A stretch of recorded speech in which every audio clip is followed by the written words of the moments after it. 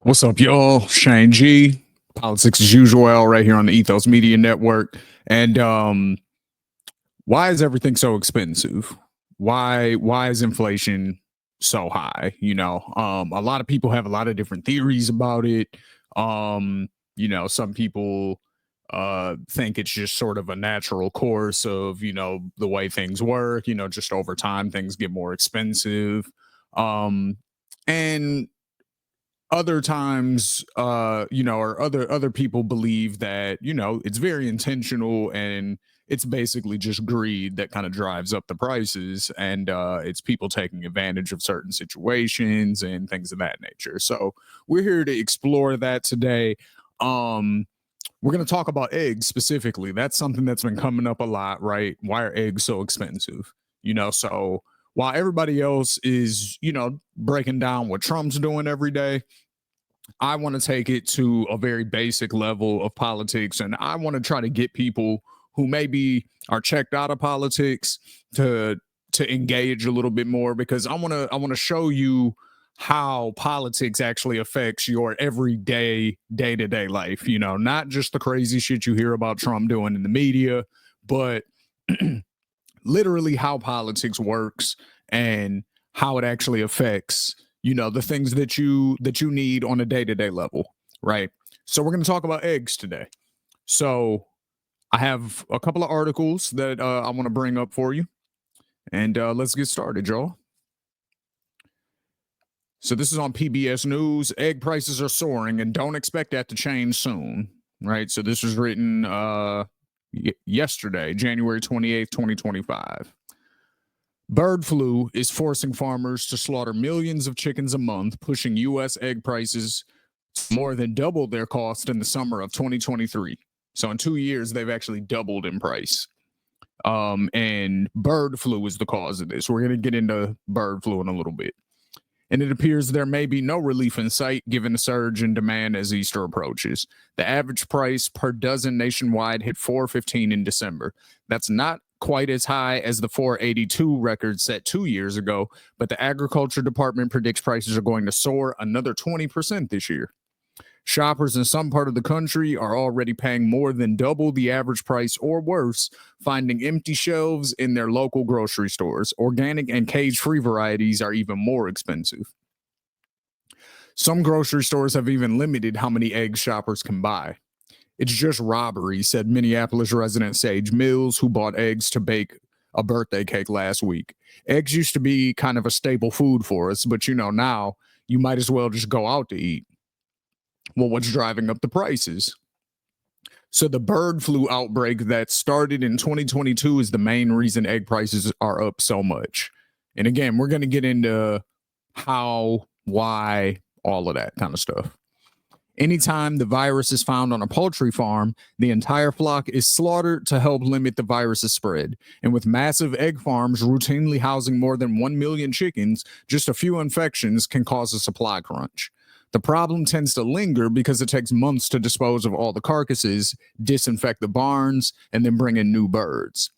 More than 145 million chickens, turkeys, and other birds have been slaughtered since the current outbreak began. So that's 2 years. In 2 years, 145 million chickens, turkeys, and other birds have been slaughtered, with the vast majority of them being egg-laying chickens. Cage-free egg laws in 10 states may also be responsible for some supply disruptions and price increases. The laws set minimum space for chickens or cage-free requirements for egg-laying hens. They've already gone into effect in California, Massachusetts, Nevada, Washington, Oregon, Colorado, and Michigan. At a Target in Chicago on Monday, a dozen large conventional eggs cost $4.49, but a dozen large cage-free eggs were selling for $6.19. Why is the virus so hard to control?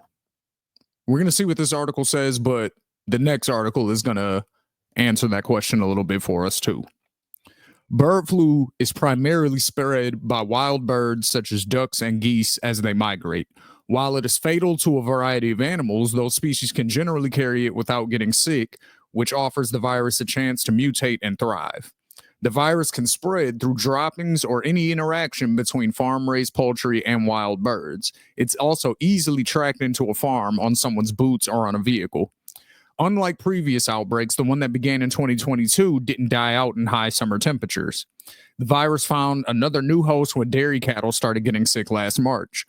That creates more opportunities for the virus to linger and spread, and unlike poultry, cattle aren't slaughtered when they get sick because they rarely die from bird flu. More than 6 people have also become ill with bird flu, and one person died since last March. Nearly all of them worked around sick animals.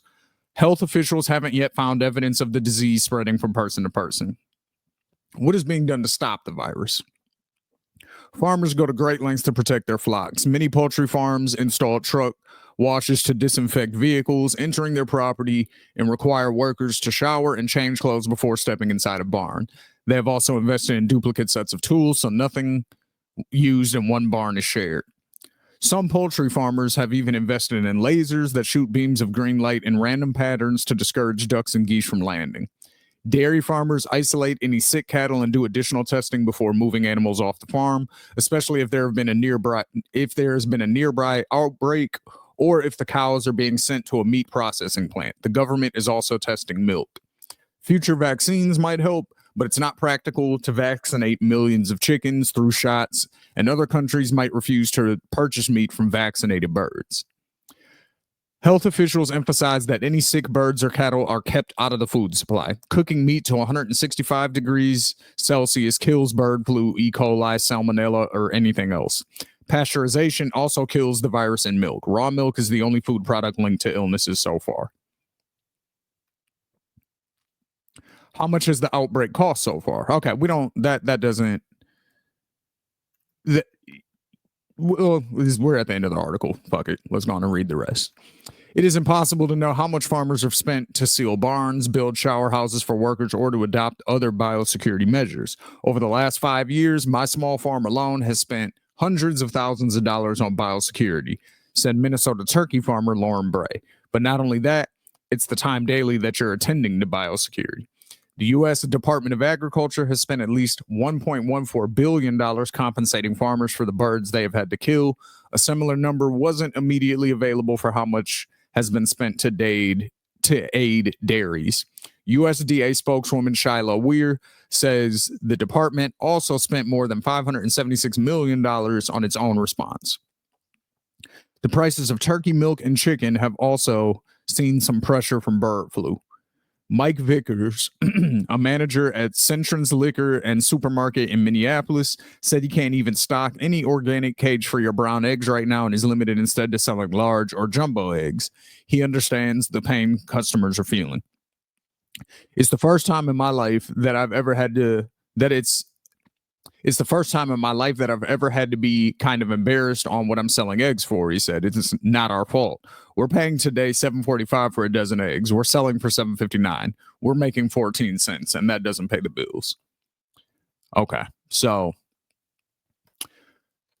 bird flu is the reason that eggs are so expensive, right? Now, what can be done to prevent bird flu, right? Because there has to be ways to do that, right? Like, because these outbreaks don't happen all the time like this. You know, we don't see spikes in eggs in egg prices for 2 years at a time, and they're not able to control the outbreak, right? So what could be done, you know, to prevent this, and what are the measures that they have in place to prevent things like this? So let's look at that.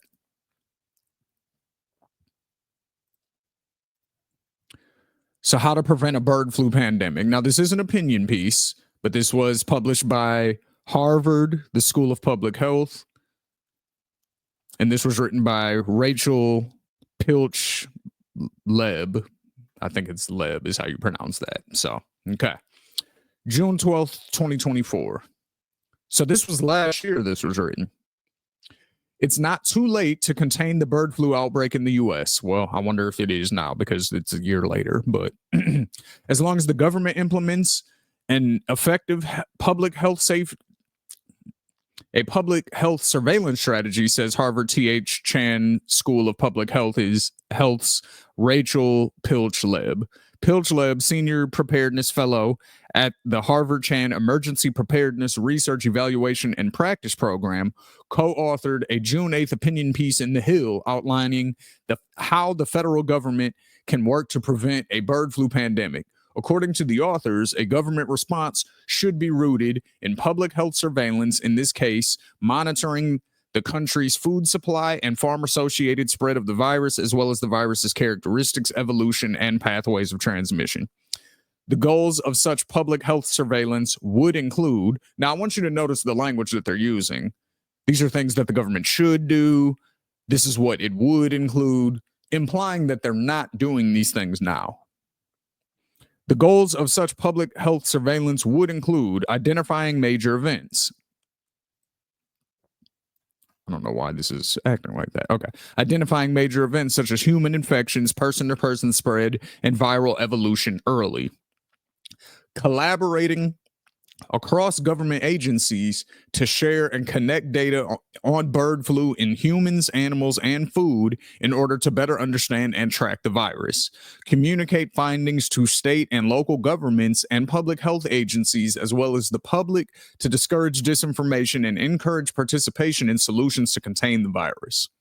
Without a goal-oriented government response to the H5N1 outbreak and a public health surveillance strategy that is aligned with these larger goals, the U.S. will not understand the true extent and implications of the outbreak, failing to protect its citizens and the rest of the world from a very real pandemic threat, the authors wrote. Okay, so that's what we could be doing. You know, basically the different government agencies should be collaborating, exchanging information, to try to figure this thing out so that way we can contain it rather than allowing basically just the farmers to try to figure it out themselves. We're just having the farmers slaughter all these chickens, which is driving the price of the eggs up, but the virus still hasn't gone anywhere. So that's obviously not going to be the fix, because apparently it spread to cattle. So, you know, this virus spread to cattle. They're not killing the cattle. They do kill the chickens because the bird flu actually does kill the birds. So they just get rid of them before it spreads. But it doesn't kill cows in all cases. So, but allowing the cows to live, even if they're not put in the food supply, still allows the virus to spread. So you bring in a new flock of chickens, the cows that are infected just infect those new chickens, and then you're dealing with the same problem all over again.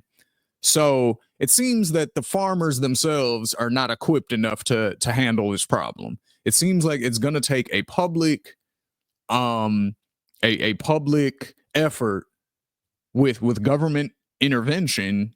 That's going to be the only way to necessarily contain this problem. So why aren't they doing these things now would be the question, right? Why aren't these things already put in place?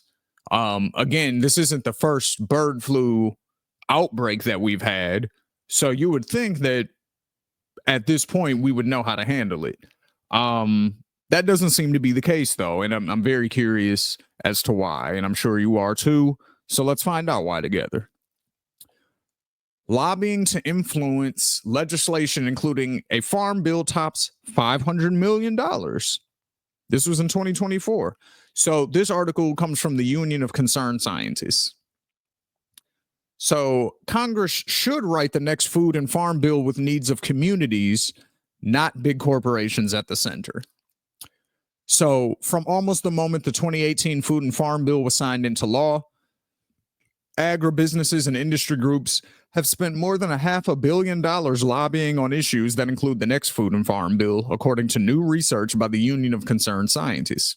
The UCS report released today, again, this is May 13th, 2024, shows that over the same time frame from 2019 through 2023, those corporations and industry associations donated $3.4 million to the campaign coffers of three key food and farm bill architects. So three people who wrote the bill, the Food and Farm Bill, received $3.4 million in campaign contributions from corporations that are in the food and farm industry. Okay. What's in the trillion-dollar piece of legislation will shape the country's food and farm system for the next 5 years. Okay. Agribusiness interests spent a huge sum of money, $523 million, lobbying Congress over the past 5 years, said Karen Perry Stillerman, deputy director of the Food and Environment Program at UCS and the co-author of the report. This is an industry that regularly spends more money lobbying Congress than either big oil or defense contractors, and for understandable reasons. The Food and Farm Bill has the power to transform our food and farm system, and agribusiness and industry groups know this. They started lobbying from almost the moment the last farm bill was enacted, showing that these groups are always working to influence this legislation in their favor. So lobbying, again, for just anybody who is unaware, is basically people who are sent to, they work on behalf of industries and they're sent to Congress. They have meetings with members of the House of Representatives, with senators, and they try to convince them to pass legislation or pass laws in their industry's favor. That's essentially the entirety of their job. And oftentimes with that comes campaign contributions. And with campaign contributions, excuse me, it's usually a quid pro quo situation. Not explicit, but that's just sort of the understanding that people know how it works. And if you look at most legislation, you can also see where people receive the most campaign money from, and that is typically going to be there's a correlation there in almost 100% of cases. So for example, people who get a lot of money from cops and stuff like that, a lot of times or lawyers, or from legal officials, I'll say, a lot of times their politics reflects them being very tough on crime. Or somebody who receives a lot of money from big banks, for example, might vote to relax regulations on the banking industry. These are things that you see all the time, and it's on both sides of the aisle. Democrats, Republicans, they both, typically, if you look at who they receive money from, it's a great indicator of how they're going to vote. I did a video on Ro Khanna in the past. He changed his tune up on Ukraine, and there was some stock stuff at play there. So, go back and watch that video for the details of it. But, this is something that's just a problem with American politics at large. So, continuing on, the UCS analysis aggregated quarterly lobbying reports that named the Food and Farm Bill among the issues on which registered firms and organizations lobbied. Activity picked up approaching the September 30th, 2023 expiration of the Food and Farm Bill, with spending in 2023 accounting for more than half of the 5-year total. The analysis found that 561 companies, industry associations, other special interest groups, and advocacy organizations reported lobbying on the Food and Farm Bill during this period, with top spenders including the U.S. Chamber of Commerce, the American Crystal Sugar Company, the American Farm Bureau Federation, and Koch Industries. Koch Industries being David and whatever his brother's name was. I can't remember. But the Koch brothers, those guys, Koch Industries. So they were one of the top spenders for lobbying the Food and Farm Bill.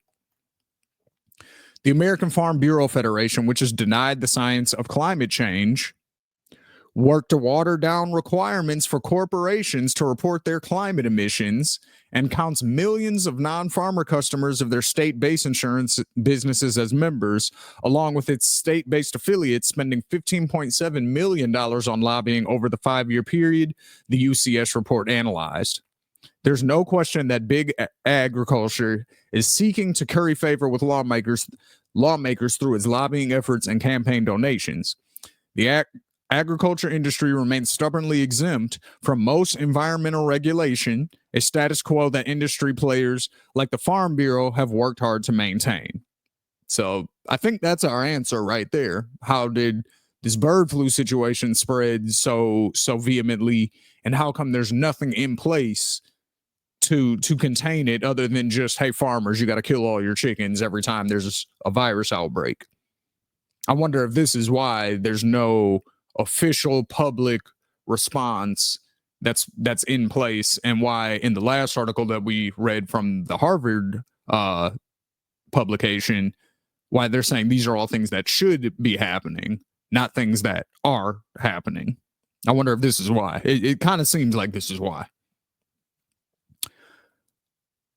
So Player said Dr. Umanja Goswami, interdisciplinary scientist in the Food and Environment Program at UCS and report co-author. That should be cause for concern when agriculture was responsible for more than 9% of U.S. heat trapping emissions in 2022, and runoff from agriculture is the leading source of pollution of the nation's rivers and streams. So pretty much when you lobby for the deregulation, it's to increase profits and things, but this is the side effects of it though.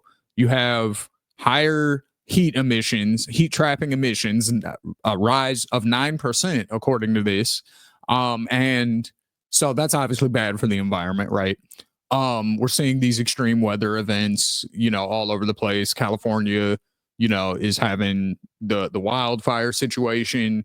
In Southern California, the East Coast is completely frozen. The Midwest, the upper Midwest, it's a tundra. Like, it's insane what's, and there's the extreme weather events. That's what climate change is. That's why they changed the term. It's not because global warming isn't real, because if you look at the overall temperature of the earth on average, it is warmer than it was. So the warming of the planet is happening. That doesn't mean that there's not going to be snow, or there's not going to be that's not what it means, that there's not going to be cold days. What it means is that there's going to be extremes in the weather patterns.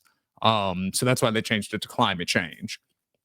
But with all that being said, the lack of regulations on especially things like food and farming, it's the leading source of pollution of the nation's rivers and streams.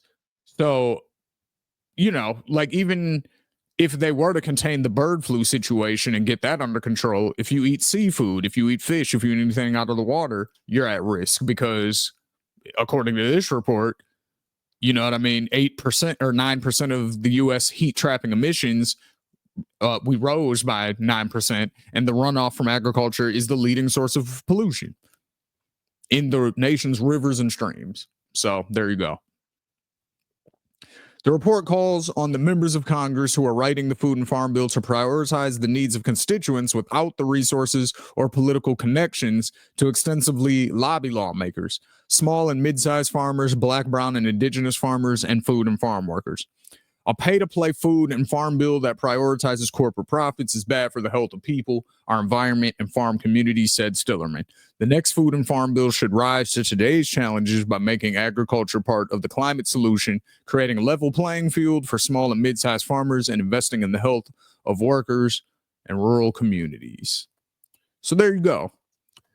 You want to know why eggs are so expensive? That is one example of why sometimes inflation happens, right? So in this case, you have an outbreak of a disease. Why did the disease have an outbreak? Well, because there's not very much regulation, and there's no plan in place to prevent a disease like this from happening or to contain it quickly. Why isn't there a plan in place to contain it quickly, or to prevent it in the first place? Well, it looks to me, and maybe you have a different opinion, but it looks to me that because big business, specifically in the industries that deal with farming and deal with food production, have lobbied the government to deregulate the food and farming industry. So when you deregulate, there's less rules. When there's less rules, people cut corners, because most people, it's human instinct. You want to do as well as you can, and you're not going to restrict yourself to a set of rules that other people aren't playing by.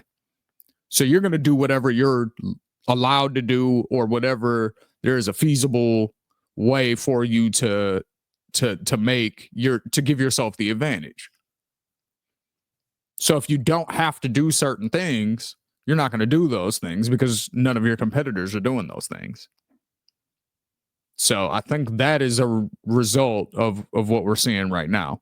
The lack of regulation around food and farming leads to no preventative or no emergency action plans when it comes to containing a virus such as bird flu, which comes around. Like we should have something in place for this. This isn't a new disease, a new virus. But what do you guys think? You know, is there some other reason why we wouldn't have these plans in place? Is that socialism to have a government intervention plan in place? Should this be handled by private corporations somehow? Tell me your thoughts on this. You know, lefties, right wingers, conservatives, progressives, you know, whoever's watching the video, whoever's still here 25 minutes in, I definitely appreciate you. Tune in for more episodes in the future. I'm going to be breaking down a little bit more basic politics that affect your everyday life. Like I said, it's politics as usual for a reason. So we're going to talk about the usual issues that everybody goes through. And we're starting with egg prices this year. Happy 2025. Definitely wanted to drop in January before, things get too crazy out here. So on that note, y'all have a good one. I will catch you on the next episode. Please make sure you like, share, and subscribe. Peace.